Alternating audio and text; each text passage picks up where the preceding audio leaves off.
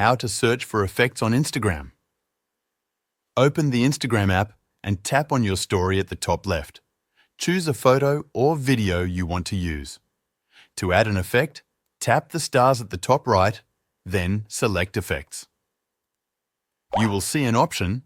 You can also search for effects while using the Instagram camera.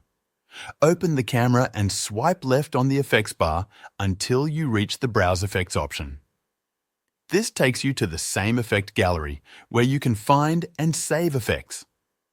Once you find an effect you like, tap on it and select Try it to see how it looks. If you want to use it later, tap the Save icon to add it to your saved effects.